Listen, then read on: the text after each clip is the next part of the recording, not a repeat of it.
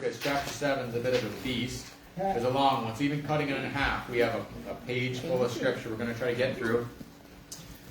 Remembering Paul's letter here to the Corinthians, he started off kind of saying, hey, I've had this report from Chloe's people. Like, I've got people from you have come, and they've told me some things, and here's some thoughts I have for you.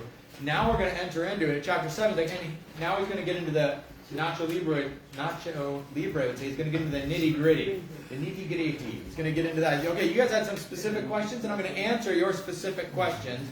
That's what he's going to be getting into now. So he's going to, wow, he's kind of hitting some very specific things here. Yes, they asked him very specific things, and we're getting to sit here on the sideline and say, oh, well, what wisdom did Paul have from God to speak in these situations? So it's going to be a few things.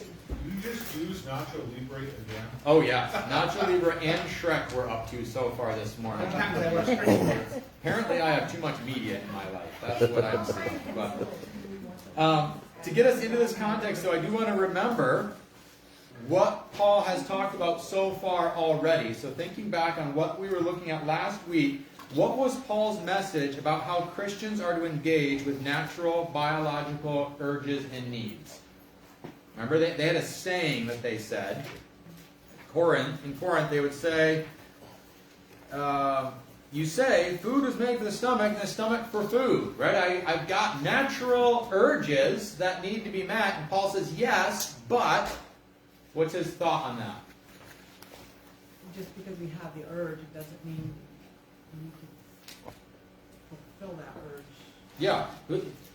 Paul says that you're talking like, oh, the stomach is made for food and the food is made for stomach. He's not talking about food, though, is he? What was the whole context of what we're talking about? Your bodies are part of Christ. Your bodies are part of Christ. I'll just finish the verse here. Food is made for the stomach and the stomach for food, but you can't say that our bodies are made for sexual immorality. It's like we're not talking about food, we're talking about sexual urges. Like, yeah, you have sexual urges. That's true. Yes, they're natural. Yes, you have them. That doesn't mean you can fulfill them any way you want. There are boundaries within how that is meant to be fulfilled. So guys, and he says, you can't go and take your natural sexual urge and go and join yourself to a prostitute. No, that's wholly inappropriate. That's not okay. But I have urges, right? I'm a man, I've got needs. Like, yeah, well, you're also a follower of Christ, and he has morality. He has things like this is the appropriate way to express or to fulfill that need. And we need to keep that in mind. In life, not just in that, he also says in regards to alcoholism, in regards to anger, in regards to our desire for things, whether we're abusive to people, right? So that in all of these areas, there's ways to deal with our natural human emotions and our natural human desires. There's ways to channel that in a way that honors God, and there's ways that are forbidden to a follower of Christ. He says that. How does this pertain to sexual proclivities? Think specifically with not just, what do I think? What did Paul say? What were some of the things he talked about there? It says run from sexual sin. Yeah. Other sin clearly affects the body as this one does. That'd be one of the key verses. Run from sexual sin. No other sin so clearly affects the body as this one does. Guys, I'm serious. It's not just, there's all these urges and things. When we're talking about sexual desire with people, this is a big one. This desire that you have has a propensity to destroy your life more than any other. So if I had to pick, is all sin evil? Yes. Is all sin wrong? Yes. Does all sin have equal consequences in how it's going to affect our lives? Yes. No. Paul would say no. He said this one especially ruins lives. This one especially is going to destroy you. And he says what Sue mentioned earlier. Sexual sin is a deep personal thing. Your soul has been joined with Christ. And when you join yourself sexually with another person, there's a joining that goes on there. The Bible says the two have become one flesh. There's a deep spiritual, emotional connection that takes place. And he says that's going to affect you deeply. This is not just a physical act like eating a hamburger.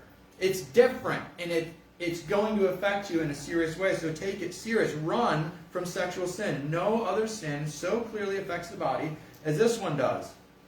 To have along with that, just to keep in our minds, he had said just a little bit earlier, of the things he says, hey, there's people who are cut off from God, who don't know God, they're living sinful lives, they're heading to hell in a handbasket, they will not inherit the kingdom of God because, and their lives are characterized by these things, and half of the things he mentions are sexual sins. I'm going to read those again, just again to put it in our minds here, because guess what? We're talking about sex again today. It's what the passage is in chapter 7, so buckle up. But so he's just said, don't you realize that those who do wrong will not inherit the kingdom of God? Don't fool yourselves. Those who indulge in sexual sin, or who worship idols, or commit adultery, or are male prostitutes, or practice homosexuality, or are thieves, or greedy people, or drunkards, or are abusive, or cheat people, none of these will inherit the kingdom of God. Right? Half of those are sexual sins. Then later on he says, run from sexual sin. This is a serious thing. Guys, you can't dabble in this stuff. You can't do what you want in this area and think that you're going to be able to grow in your relationship with the Lord. It can't happen. You're going to derail your relationship with the Lord. You're going to cut yourself off from experiencing the abundant life that Christ has for you, that he's driving you towards. You're going to quench the Spirit, as Nicole was mentioning last week. You're going to stifle any growth that could happen because you're stiff-arming God. This is a serious thing. With all of that, he's going to get into, okay, now you guys had some specific questions, and guess what the questions were about? Sexual stuff, because this is a thing. I looked up, I think I still got it on my phone, I looked up on AI this morning. Let's see if I think I have my query here. I said, what are the 3 most common motivations behind someone killing another person? So I was pretty sure I knew the answers to this, and I was right. So how important is the human sex drive, right? How important is this in life? Well, the 3 most common reasons for killing another person is revenge or retaliation, right? Like anger, you did something to me and I want to kill you back. I want to, right? Financial gain or greed, or jealousy or romantic conflicts. So it's in the top 3 of all the reasons that someone might kill another person. You could, if you guessed, you could almost flip a coin, right? It's almost those odds of this probably has something to do with someone's sex drive. When I talk to my dad about they get into different crimes. He was a police officer, so he had to deal with crime and stuff all the time, and it would be yeah, here's this thing that happened, and lovers quarrel, or not really lovers, but basically people's sex drives are the root of this. So it makes sense. They've got questions about, hey, how do we deal with our sex drive within the church, because it's giving problems. And it's kind of funny that the church in America, for whatever reason, has this reputation or this stereotype of being fuddy-duddy, basically don't talk about sex in the church. That's Christian people don't talk about this stuff. Rochelle and I are watching a show, it's set in Victorian England type of thing, and it's got the characters and all these normal people, but the one very religious character is one of those people who can't even talk about kissing a woman. He's this super awkward guy because he's so Christian. The idea of discussing sexuality is oh no, how could we ever? It's a little bit comical because the Bible's chock full of talk about sexuality and how all that sorts. It's right full of it to the point that it's man, this is the 3rd Sunday in a row. Got to sit here and talk to you guys about sex stuff because that's what Paul is at length discussing. So, well, they're either portrayed that way or it's a sexually repressed person. Sure, which we're going to get into. Which this passage is really good because exactly that, Paul's going to present the opposite. It's sexual repression is not a reflection of Christianity. Nicole? I just want to link what you said last week too about embodied souls. It's if you don't have the Spirit within you, you have that void, of course you're going to answer what your flesh is beckoning you to answer to. Mm-hmm. You have that void you're trying to fill.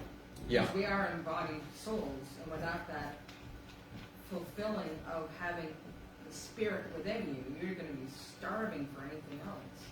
There's a huge, I don't know what you want to call it, drive, passion, whatever. This is a big part of life.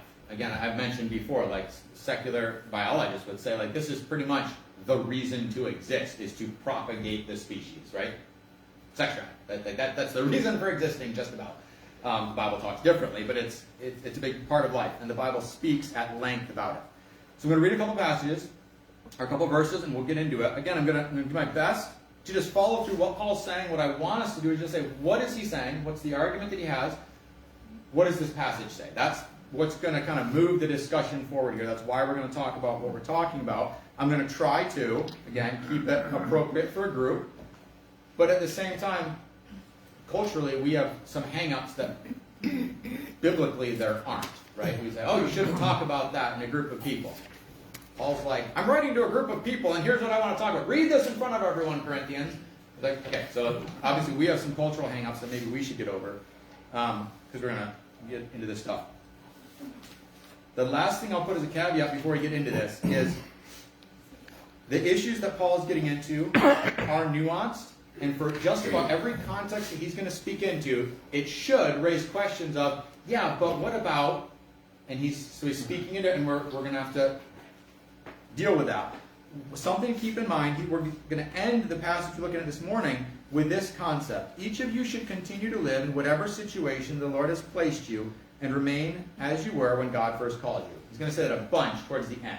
So he's going to say, this is how you should be doing things. That's all under the umbrella of, also, keep in mind, you need to be living in the context that God has given you. So it's like a push-pull. It's real life, basically. Paul's talking to real life, and real life isn't just cut and dry. Oh, this is it. I got all my answers, and I'm going to go. It's like, well, what about this now? What about that? He's going to get into that a little bit. So I hope you'll see that this discussion goes. I'll be saying something like, okay, that's true, but what about? Yes, because we're talking about real life situations now. Okay, enough vagaries. Let's get into it. Now we're in 1 Corinthians chapter 7, verse 1. Now regarding the questions you asked in your letter, yes, it is good to abstain from sexual relations. But because there is so much sexual immorality, each man should have his own wife, and each woman should have her own husband. The husband should fulfill his wife's sexual needs, and the wife should fulfill her husband's needs. The wife gives authority over her body to her husband, and the husband gives authority over his body to his wife. So we have to guess a little bit, we have to speculate what was the nature of their question. Paul's looking at a question from them, and he's just putting his essay answer. We don't have their question. It would seem, though, by his response, to answer your question, here's what I'm saying, you can kind of infer the question was something along the lines of, hey, is it all right for is it a good thing for married people to practice abstinence? Like I want to set myself apart and be holy unto the Lord. I want to basically fast. I want to take a fast, but in regards to sexual stuff within my marriage. Is that a good thing? He's like, well, yes, it's a good thing, but that's his answer, right? It is a good thing. That's a good thing to do that, but you want to consider these aspects as well. It's something. So we'll get into this.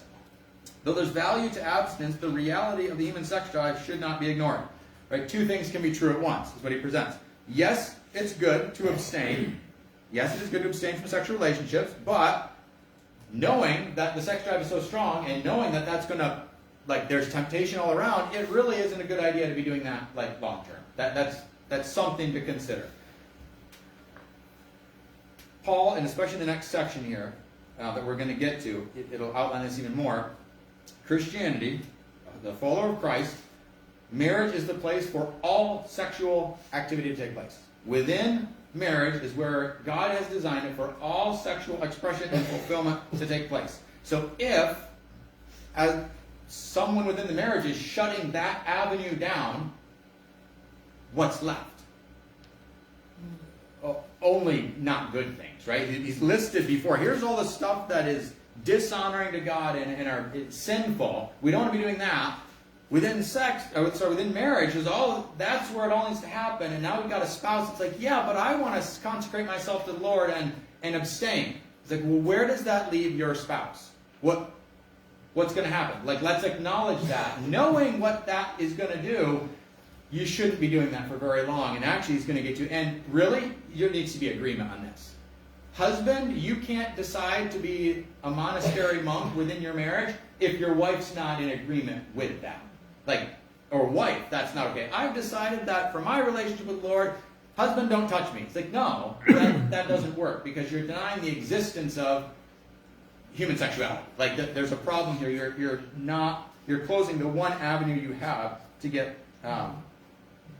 this desire fulfilled. If this avenue is shut down, then what is left? He says explicitly, each spouse has a responsibility to meet the other's sexual needs.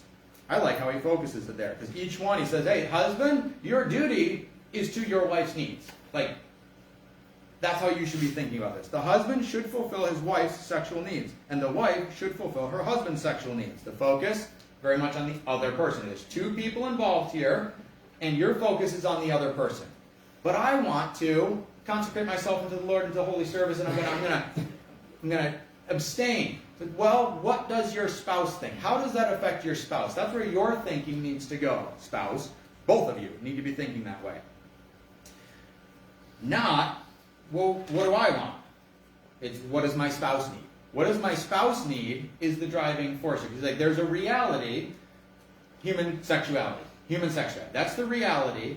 And how does that work within a Christian marriage? You're thinking of each other. And that's an imperative. He's like, this is how this has to work. There has to be this conversation going on. And the conversation isn't me talking about my needs. It's me saying, what are my spouse's needs? And my spouse saying, what are my spouse's needs? It is God's intention that our sexual needs be fully satisfied within marriage. That's the idea. It's like that's the focus here. This is where sex is supposed to happen. Sex is not a bad thing. Sex is a wonderful thing. It's a great thing. God designed it, and He wants it fully, that desire to be fully satisfied. Just like, oh, I'm created with hunger. It's like, yes, and guess what? God created lots of food. So there is a hunger and a way to fulfill that hunger. Something so satisfying about eating a good, when you're so hungry and you eat that food, and you're like, oh man, I had this great need and this great satisfaction, and what joy there was in that. Sex falls into the same category. We're created with a great desire, and it's meant to be satisfied within marriage. It's like, yes, I'm pro that. That's my intention, and it should happen fully within marriage. Marriage should not be a starvation place. It's not how it's designed to be. That's not God's intention. He's actually saying that should not be the case. One of you can't starve the other because you're okay with that. It's like, no, you need to consider your spouse. That's what needs to be happening here. It's not really about you. It's about your spouse. I'm not going to get all into the weeds on stuff, but there's just that reality. Oh, I'm fine once every month. Doesn't really matter. What's your spouse like? That's a conversation that needs to take place. Mark? But that's a one-sided view of that. If she's or he's fine once every month, then perhaps you should respect their needs, which is only once a month.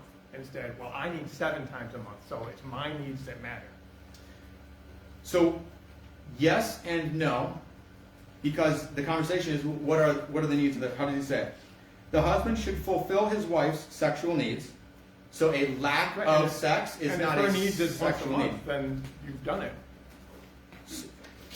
Yes, so if you're asking it, that's what I'm saying. So no, so the idea would be, so again, not the idea is you don't start from yourself. Yes, so if we'll try to leave it generically, this is where I was trying not to go, but the idea of if there's a spouse that's like, hey, my needs are only once a month, and so if my spouse meets that need, I'm totally content. And if the other spouse is also, yeah, I'm also once a month, no. Is it happening? Yes, that's good. There has to be a conversation, but it's not based on my need. I need to be talking to my spouse and saying, what are your needs? Because if I'm not satisfied, if a spouse is not satisfying the other spouse's needs, Paul says you're opening the door for, what's that other spouse supposed to do? That spouse has a burning desire within them that's not being met by you. What is the spouse supposed to do? He says you're opening the door for Satan there. And so, Well, it works well if they both have the same needs. But again, if one has one's need is once a month and the other is 7 a month, one of them is not going to have their needs met. Well, yeah, No, one of them is going to say, well, that's way too much. I did not want that. but a lack of, so saying, And just to say, what else could you possibly do if your wife's not meeting your needs? I guess you have no choice but to go elsewhere. That's ridiculous. I'm not saying you have no other choice but to go elsewhere, but you're denying that you're opening yourself up to temptation. That's what he says, right? Look at the text here. But out of respect for your wife. Oh, sorry. I guess we haven't read the part that I'm taking the crux of this from. So let's go to the next. I'll read the next passage and we'll talk again because it's there. Right. So his argument is, let's talk reality. The idea of like, oh, well, I should be able to do what I want with my spouse regardless of his felt needs. that should be okay. Paul's saying, let's talk reality and how this actually works and what the situation is. So look at verse 5. I should have read the whole thing together, I guess. Do not deprive each other of sexual relations unless you both agree to refrain from sexual intimacy for a limited time, so you can give yourselves more completely to prayer. Afterward, you should come together again, so that Satan won't be able to tempt you because of your lack of self-control. I say this as a concession, not as a command. Okay, so he's saying, the fact that you're going to take a time of abstinence from each other, I'm saying that as a concession. He says the default, if you had to pick, should it be more often or less often? He's like, well, there's a lot of danger to less often, especially if one of you isn't on the less often train. There's a natural tension there and a problem within your marriage. And you're right, that what number, I'm not going to say it should be 3 times a week, it should be once a month, it should be biannually. Like, I'm not giving a number, but within your marriage, there's well, should it be more often or should it be less often? Paul's erring on the side of more often. Look at the phraseology he uses here. Do not deprive each other, so withholding, right? Do not withhold. He doesn't say, don't do it too much. He's like, that's not really the risk here. He's like, depriving is the problem. That's what's really the tension point. Do not deprive each other of sexual relations unless you both agree. So if you're both agreeing, well, no one's being deprived. If you're both agreeing to it, that's okay. But even if you're both in agreement, so unless you agree to refrain from sexual intimacy for a limited time, he's like, okay, so even if you're in agreement, hey, you know what? We're going to take a few weeks, and we're gonna not do things together. He said, even if you're going to do that, limited. You guys keep that small, because we all know there's the elephant in the room. There's desires here. So if you're doing that, those desires exist, and if you're not meeting each other's needs and you're not meeting those desires, you're opening yourself up to temptation, and that's a foolish thing to do because you're doing it intentionally. I want to read a passage here in Proverbs 5, if you want to turn there. Again, not a justification. This isn't a justification for sin. Oh, my wife hasn't met my needs, therefore I can go outside my marriage. No, sin, right? Just because you got a hunger doesn't mean you can engage in sexual immorality. But we're also going to deal with reality here. So Proverbs 5, 15. Biblical concept. This isn't the only time this is talked about here that Paul's bringing up. Proverbs 5:15. Drink water from your own well. Share your love with only your wife. Why spill the water of your springs in the streets, having sex with just anyone? You should reserve it for yourselves. Never share it with strangers. Let your wife be a fountain of blessing for you. Rejoice in the wife of your youth. She is a loving deer, a graceful doe. Let her breast satisfy you always. May you always be captivated by her love. You should be looking to each other to have this satisfied, and you should not be looking outside of the marriage. Like, don't do that. But at the same time, if you're going to cap your well and not get water from it, you're going to get thirsty. He's like, that's just reality. Like, oh, well, I'm just not going to drink water. It's like, that's not how people work, predominantly. And again, we're going to get, like I said, there's nuance to it. He's like, predominantly. This needs to be a joint discussion. This needs to be a joint thing. If you can agree on something that works well for both of you, that's great. Also keep in mind, you need to be thinking about the time that you've agreed on needs to work with life. Like, if you're like, oh, we're both going to agree on this time frame, and you're both like getting a little stir crazy, but you're not going to each other, he's like, that's not a good thing. Because now you've got sexual desire that you can't go to your spouse with, and there's other people here that are primed and ready. Paul's like, let's acknowledge that. God wants sexuality to be expressed. He wants that. That's a great, wonderful thing that you design in marriage. You close down marriage, you're opening yourself up to Satan's temptations. So let's not do that. Let's not set ourselves up for failure. Mom? Can I use an illustration? I think... A short one, because we got a lot to get through. It is. So I've been on both ends of... Wait, real quick. Let's not go anecdotal with... Okay. Another thing. So when I was young, when I traveled, I could go for literally hours without having to do bathroom breaks. And now I'm the one who needs the bathroom breaks. But when I'm traveling with somebody who needed the bathroom breaks, it didn't harm me to stop, 7 times for a bathroom break for them when I only needed it once. but it would certainly harm them for me to not stop. So it's like a passive versus active. They have an active need, so it doesn't harm me to fulfill that need for them. And I believe that's how Paul talks about it. Again, his angle is from deprivation. He's like, deprivation is the problem because we know that leads, like that, it doesn't force sin, but it makes sin much more tempting, right? Deprivation. Too much of a good thing? Can it be inconvenient? Yeah. But the risk is different, right? It's like, oh no, we were together more often than I wanted, and what? Like, it's, but yeah, the conversation. There needs to be a conversation. This needs to be a mutual thing. This is something to be talked about, and that's why I'm not doing a hard and fast, this is what it should be, and he doesn't. What the hard and fast is, you need to be talking together, you need to be agreeing together, and you need to be erring on the side of, make sure that whatever you've decided is on the safer side of, you're not starting to struggle outside of your marriage because of this. Guys, don't be doing that. And again, specifically because it would seem like these guys are, because of his answer, there are people that are married that are making decisions not considering their spouse. They're saying, I'm going to abstain, and my spouse needs to deal with it. Paul's saying, that's not okay. That's a bad setup for your marriage. You're inviting disaster. No, in the church, don't do that. You need to be looking out for each other in this. What he says. Don't invite temptation. There was a group when we were in the islands in Papua New Guinea. We were doing our language study, and one of the, I call them a cult. There's a group around us that people were telling me about, and they said, this group, they called themselves Christian, but I mean, a cult.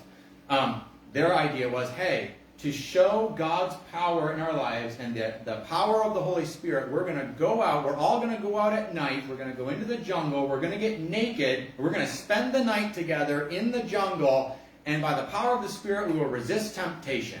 And that's a thing we're going to do regularly. And many babies were born from this cult, right? But Paul's like the opposite of that. Don't set yourself up intentionally for failure. That's stupid. He's like, flee sexual immorality. What can you do to safeguard your marriage? Your marriage should be this cherished place where sex is happening well.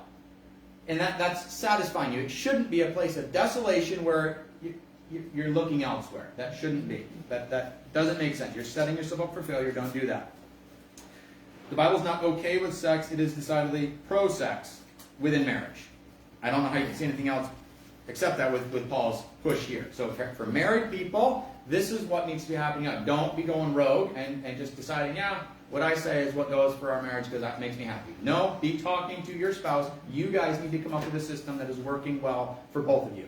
Give and take. You're right. I agree. It doesn't mean, well, the stronger urge gets to declare everything. No, be thinking about your spouse. Come up with a workable thing both ways, but erring on the side of, let's make sure that needs are being met and people are not struggling in that context because it's out there. It's amazing when you think of the power of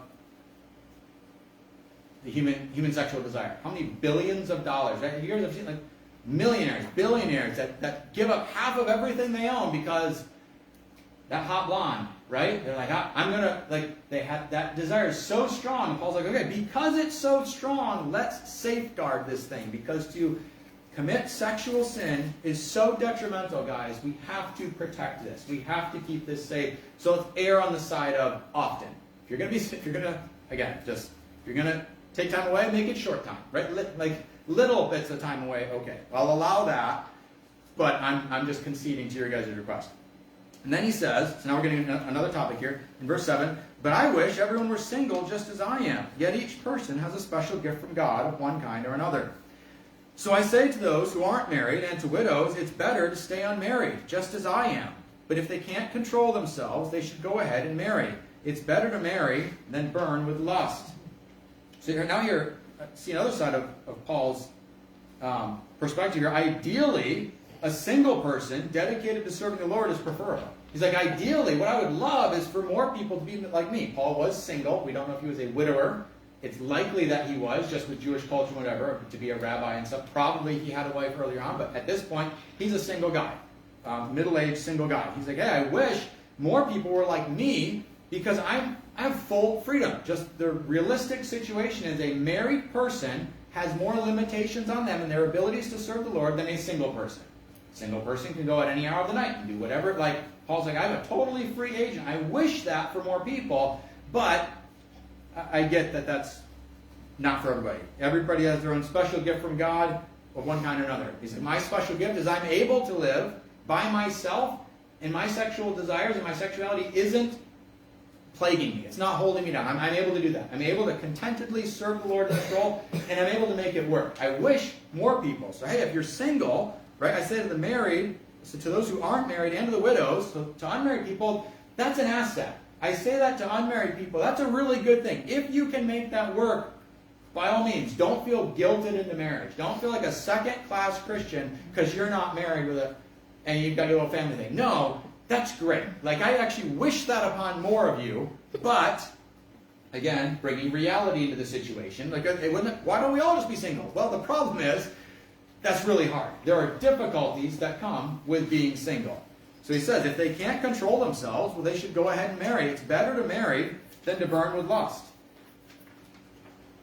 Fact, right? He's like, hey, I'm going to be single and serve the Lord, but also I keep falling into sin in these areas because it's so difficult. My sexuality is so strong, and it's like the temptation's there, and I'm constantly falling down, and this is a constant thorn in my side, which is not making progress. Like maybe you're not a candidate for intentional singleness. Maybe that's not something ideal for you. Maybe you should be trying to find a spouse because this doesn't seem to be working. I wish this could work for you. The gift of celibacy, some people call it. Paul had that. Some people, you see them, a single person, they're just thriving. They're like, hey, I'm dedicated to the Lord. I'm serving the Lord. And you know what? Would I like a spouse? Yes. But you know what? This is good. It's temporary anyway, right? I'm going to die. I'm going to be with the Lord. This is all temporary. And this is working for me. Some people, they just thrive with that. Others don't. And it's like, man, no, I'm falling. Paul says, well, maybe it's better if you try to find a spouse. Because, again, let's be realistic. Let's not just do pie-in-the-sky stuff. Just live for Jesus and don't do sexual sin. Well, that's a real easy thing to say, right? But temptation all around and my raging hormones, and you know what? I'm just really, really struggling. I don't seem to be able to make headway. Well, okay. No shame in that. Get married. That's totally fine. For some people like Paul can thrive in this context. For many, it's better to marry than to burn with lust. And just one of those questions worth asking. Am I pursuing a workable lifestyle? I'm not going to, again, I don't want to get in the weeds. There's a whole conversation to be had here for sure. How all this could go down. But am I pursuing a workable lifestyle? It's one of those things. Our society would tend to say oh, sure, just be single. But also, everything's on the table, right? So I'm not going to get married, but I'm going to, sleep around when I want to, and I'm going to use pornography. I'm going to there's all this stuff. So I'm single and I'm making it work. The Bible's like, no, you're not making it work. That's not good. That's failure. That's like a constant problem. That's not okay. So let's at least consider if that's the solution. That's not a solution.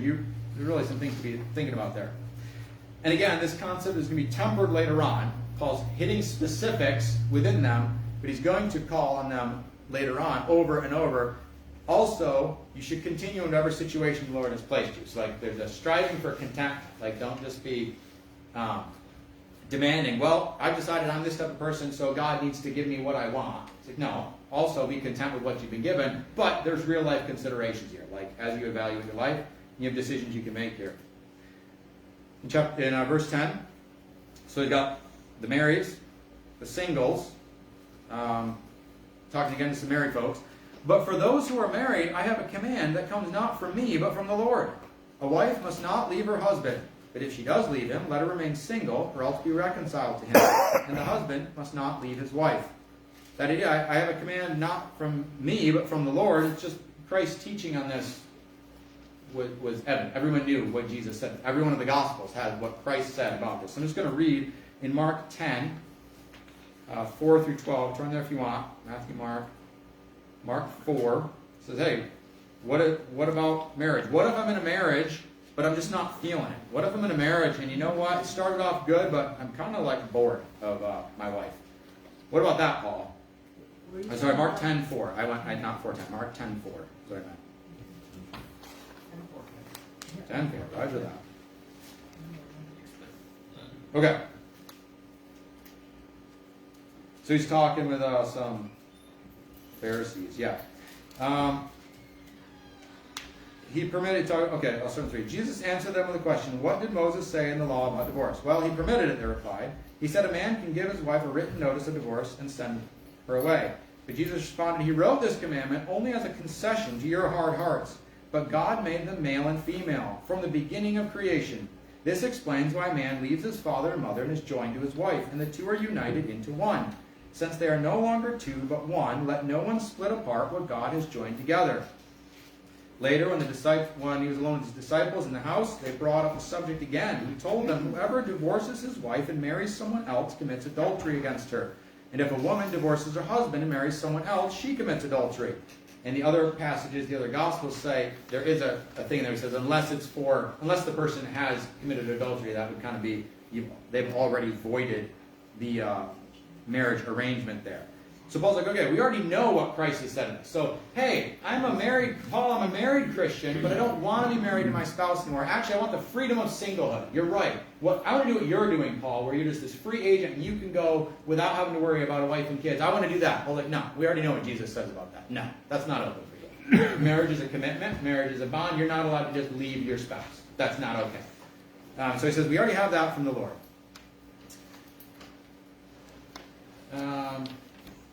And adultery is acknowledged in other passages as being, well, that's already a breach of the marriage bond there. What if I'm dissatisfied with my marriage, though? What if my spouse is holding me back, Paul? What about that? What if I'm not happy in my marriage? What about my happiness? Well, what if marriage isn't about your happiness? What if that's not the goal? What if that's not the purpose of your marriage? In Ephesians 5, I think I put that one, right? Ephesians 5:31. You guys have that? Yep. Okay. Ephesians 5:31. Talking about marriage for believers. As the scriptures say, a man leaves his father and mother and is joined to his wife, and the two are united into one. Common theme there. This is a great mystery, but it's an illustration of the way Christ and the church are one. So again I say, each man must love his wife as he loves himself, and the wife must respect her husband. Hey, your marriage is a picture of what Christ has with the church. His sacrificial love for an undeserving group of people. That's what your marriage is supposed to be a picture of. The church's submission and joy in following the leader, that's what your marriage is supposed to be. So it doesn't really matter that you're not into your spouse anymore.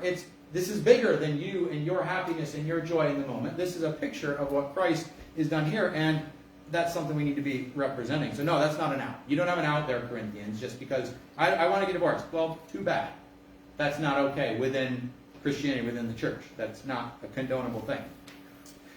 Marriage is not centered around my happiness, but about reflecting the love and devotion of Christ for his church, and vice versa. I've lost my spot, Corinthians. Okay, so he says, for those guys, right, if you want to divorce your wife, no, that's not okay. For two Christians to get divorced, again, except for adultery being the case, which is said in the Gospels. Now we're going to do 12 through 16. Now I will speak to the rest of you. So now a different group, a different question. Now I will speak to the rest of you, though I do not have a direct command from the Lord. So Jesus didn't have specific teaching about this, but Paul's going to talk to us from the Lord himself.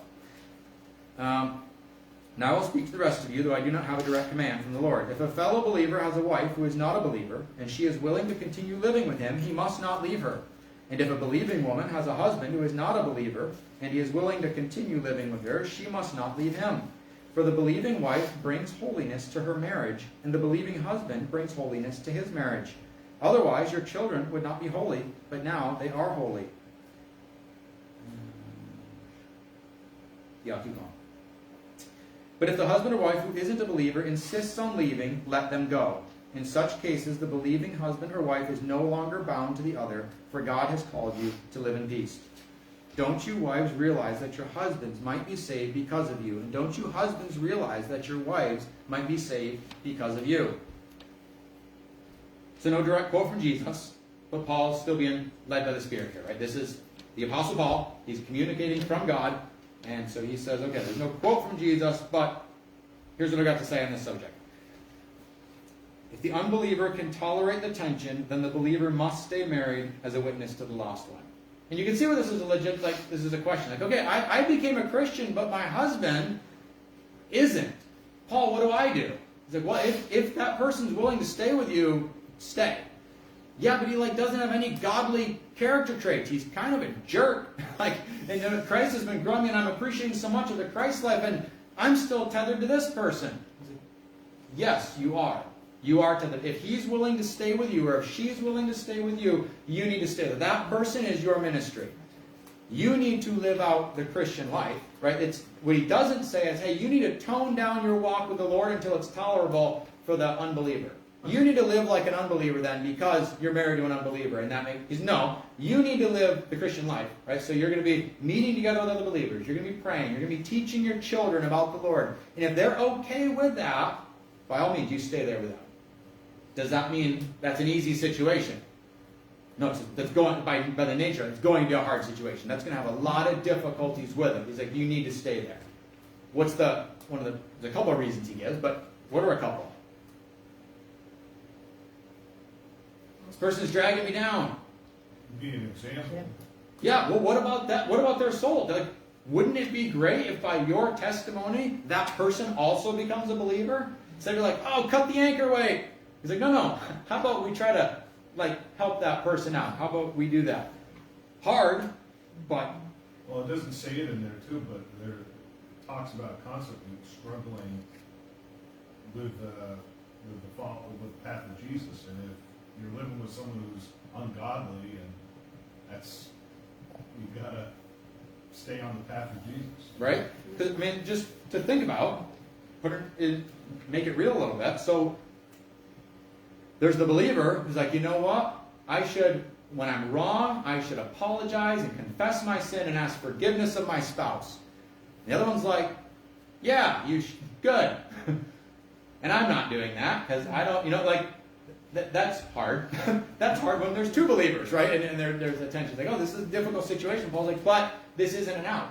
The marriage bond is still something significant. God's still saying this is something worth preserving. But he also acknowledges, I do recognize you have been created anew. You have a new life. You're joined to my son, and that person's not, and that might be untenable. That might not work. And if the unbeliever says, you know what, if you're going to be living like this, a follower of Jesus, I'm not having it. It's like, okay. In that case, they can leave. You don't get to leave them, right? Hey, you're not a follower of Jesus, and that really bothers me, so I'm leaving you. It's like, no, you're not allowed to say that. If they can't handle Jesus in your life, they can leave, and you're free to marry another because it's a pretty natural thing. It's like that makes sense that would happen. But if the person's like, hey, you know what? You do you, honey. I'm not into that sort of thing, but that's fine. You do that. And you're like, man, but look at all these Christian guys at church. Look at all these guys. It's like, no, your ministry, your devotion is to this person. You're still connected there. That's where I expect you to be. One, for them, hey, maybe they're your ministry now. Maybe you could bring this person into a relationship with Jesus, or expose them to Jesus, and that could happen. And also think of your kids. The fact that you're together with this person is giving you input into your children's lives. That's what he says. You are making your husband holy, set apart. Right? Your husband has unique access to the person of Jesus through your life because you're living with them. Your children have a unique access to the person of Jesus Christ because you are their parent. If you separate, that gets messed up. He's like, that is a valuable thing. That is your ministry right now. So if you're married to an unbeliever, if that can work, make that work. And again, pretty direct. He's like, this is how this goes. And he's going to say, this is what I tell all the churches. This is the law of the land. This is how this works.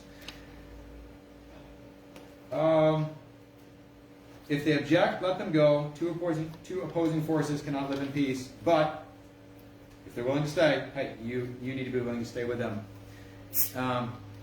For God has called you to live in peace. If they're like, hey, I can't live with a Christian, don't try to force them to live that lifestyle. You can't force the Christian life on someone who's not a Christian. Don't try. That's not. You're not going to have peace there. Part ways as peaceably as you can in that context.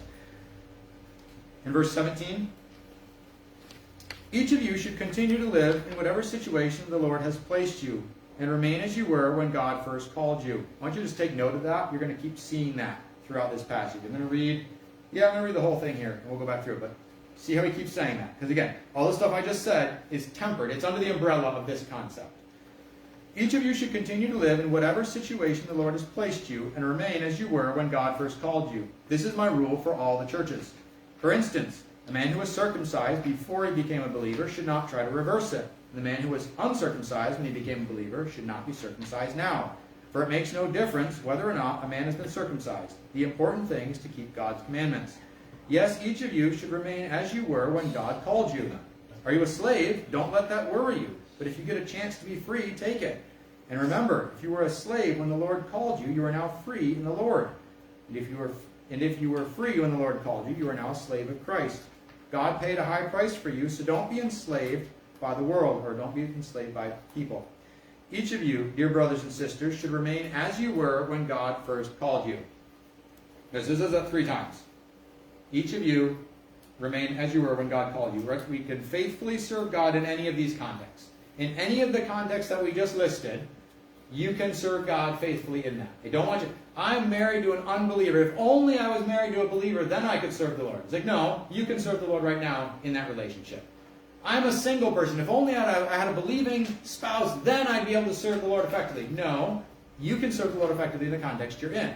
I'm in a marriage, but like I'm married to a believer, but she's holding it. No, you can serve the Lord faithfully in that. In any of the contexts that you're in, you can serve the Lord there.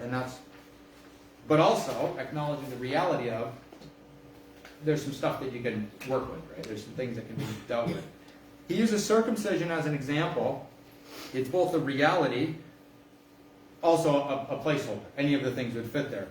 It's an external factor. He's like, hey, whether the person was circumcised when they were a believer or not, doesn't matter. That's not the issue. That person obviously has a relationship with the Lord, and they can serve the Lord whether they're circumcised or not. He doesn't need to get circumcised. He doesn't need to try to undo circumcision, which I thought was a weird thing, so I don't know quite how you do that. But I was like, okay, whatever. But you don't need to. So, but that also, that idea of the idea of that fits in with any of the contexts he just listed. If you find yourself in one of these contexts, you can serve the Lord in this context, and you don't need to be resentful or wishful and like, oh, if only this other thing. Like, no, that's not the issue. You can serve the Lord in any of these, but there are considerations. There's things, right? Can I serve the Lord single? Yes, you can. Are there pros and cons to that? Yes, there are. Should those impact my decision? That would be wise, right? To look at that.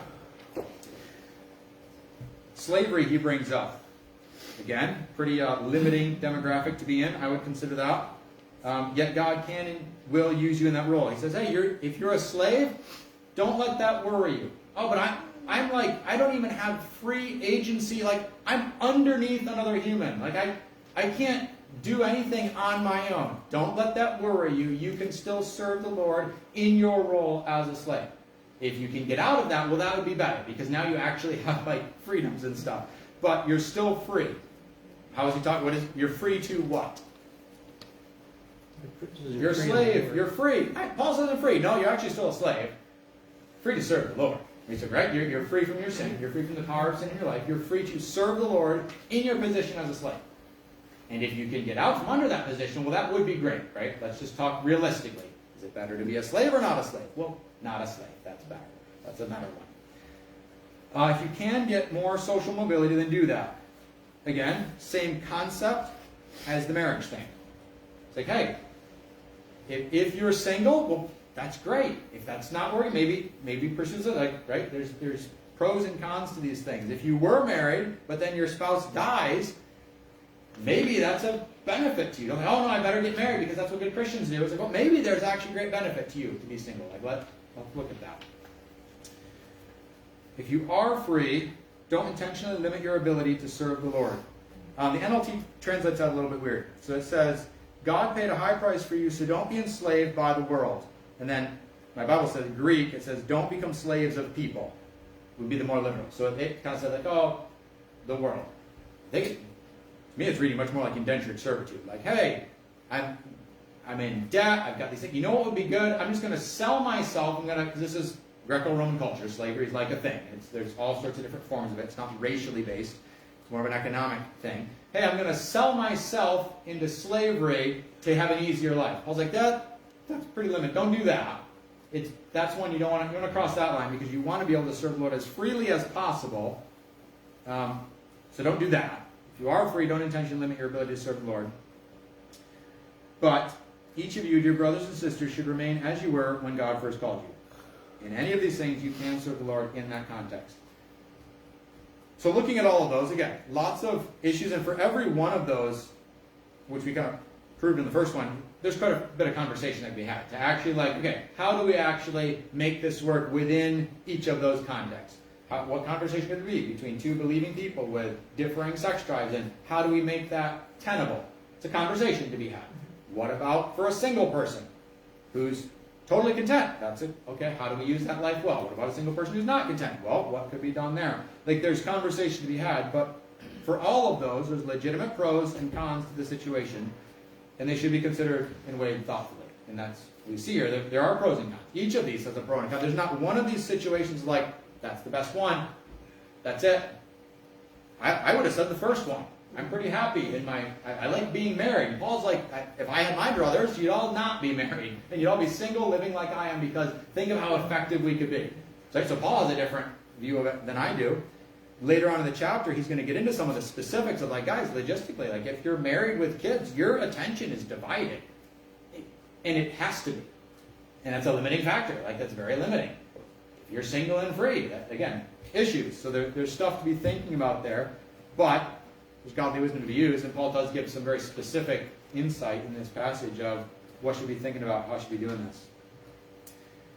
Avoid the grass is greener over there thinking. Right? If only this, then I could serve the Lord. No. Paul's like, no. Every one of these has issues, things to consider, and you can serve the Lord in any of them. So that's bunk.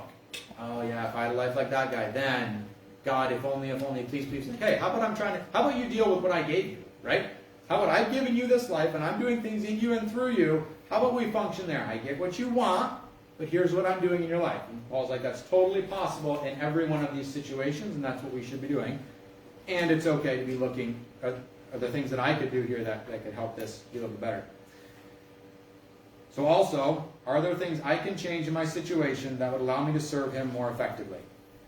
It comes up, I think, just about in every one here. Here's the situation, here's the boundaries, here's some things to be considering. Husband and wife, you need to be talking with each other. You need to be setting up some dates. You need to be figuring out how this is going to work. Are you single? Here's some things you need to be thinking about.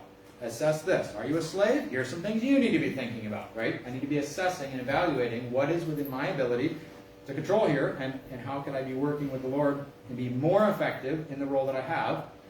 Do I need to be pursuing a different role? That's there. But the conversation is, how could I serve God more effectively in this? Not, what do I want? Right? What do I want? What seems best to me? No, this is all focused on serving the Lord. Any thoughts or questions on that, Nicole? I think it's interesting